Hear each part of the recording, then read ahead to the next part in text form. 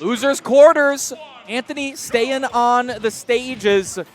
Atomic, who dropped down earlier in a heart-wrenching set in the end. Yes. Ends up having their next opponent here be the Cloud, and so far a near perfect game, a perfect game so far from Atomic. Yeah, Anthony that gets down so low, yeah, no limit that early on. That's the worst And feeling. You're just floating and you're like, I'm just done here. Yeah, and there's no play. a lot of times too, you don't actually have the chance as a Cloud. When you're up against someone who really knows the matchup, you won't have the chance to charge the limit yourself. They won't give you an opportunity unless you knock them really far off stage or something. So you're just waiting on actually just hitting your moves and taking some damage to charge it up. Anthony's got to be so careful because this entire first game could slip away very, very quickly if Atomic is able to piece together another combo or land one of these up Bs or something like that to really, really drill the kill home. But the limit bar is going to be expended there, or is it fire one way or the other?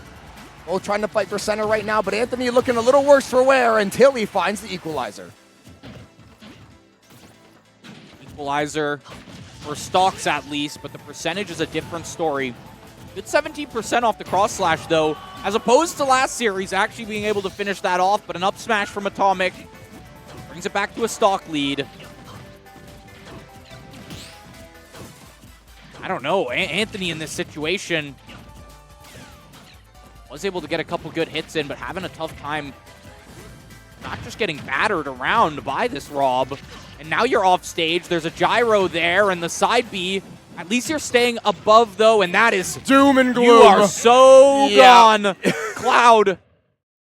Unfortunately, it's just you're very exploitable, we'll say, off the stage. His there. one weakness is a very bad weakness. Yeah, and Rob is one of the best characters probably to exploit that weakness because you can just go so damn far off stage. You can throw out a fair, use your up B a little bit to bring you back, throw out a fair, and you're still using that same up B. Like, you just get to chill off stage for as long as possible, basically. And the flawless first stock, that was the difference, folks. Yeah. That most definitely was the difference there. Anthony, and I had a similar situation in that set against Tilde in the winner's semis as well. That's how game one when he got dunked twice. Exact same way, basically. Yeah. And that one did actually find a hit onto Tilde, but it was like 3-4%. Yeah. So call it the same in the end, effectively. And Atomic right back to it. 98% unanswered from the get-go. Limit is online, and that, I was going to say, should bring him back to the ledge, but the ledge guarding right now from Atomic is masterclass. Yeah, Defensive Player of the Year over there. Anthony is not allowed to exist on the same plane every single time. Atomic just makes sure that limit bar gets used. Is there to find the second hit, the third follow-up, the fourth, and the fifth if it needs. And so far, Anthony just unable to really find a consistent answer to Atomic. We obviously saw a few nice cross slashes last game. Again? Yeah, again. He has played these games too many times. Gimped by the gyro. Atomic wasn't even in the vicinity, tossed the gyro from center stage, and it was still enough. Anthony, and was in those winner's semis too, and now just not having a fun time against both Falco and now Rob. And call it done. Game 2, a 3-stock from Atomic. First 3-stock of the tournament, I think. Only taking 50%. And not only that, but every kill, no kill was actually, I'm going to hit you hard enough from the stage to get to the blast zone. It was all exactly how you'd expect them to kill a Cloud. Toss the gyro down, go deep off stage, just swat them with the fares, and eventually they're not making it back.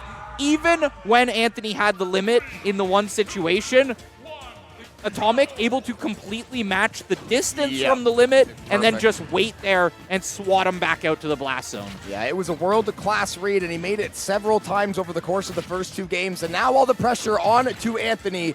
We are in losers' quarters. If you lose, you are done for the weekend at CECC at May Madness. There will be no more Smash to be played besides some friendlies or maybe a local if there's one happening over the weekend. But Atomic right now is running the series, trying to get a revenge. Maybe get another rematch with Mr. E and make it back to the grand final. At least try to make something out of the weekend and put some kind of championship under his name. Ooh, there's a nice little kill. And had I think might be like the first kill we see Atomic in since game 1 to actually just charge up a smash attack and kill off that. I don't want to say be a real kill, yeah, but yeah, like no. If anything, everything else that Atomic's been doing requires much more skill and mechanics.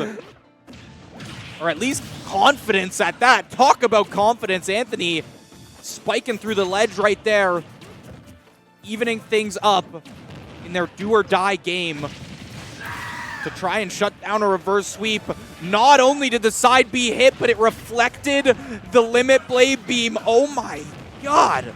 I fear Atomic may be a little bit too locked in this series for Anthony to find that. Oh, I was convinced. We have a term for this in a lot of the other games we cast, Jobin, and it's called absolutely smurfing this game right now. Yeah, this is akin to the hydrogen bomb and the coughing baby. This has been a one-sided affair basically all the way through. This is one man versus 100 gorillas. Yeah. An unbelievably clean set from Atomic to end Anthony's tournament life. The Cloud just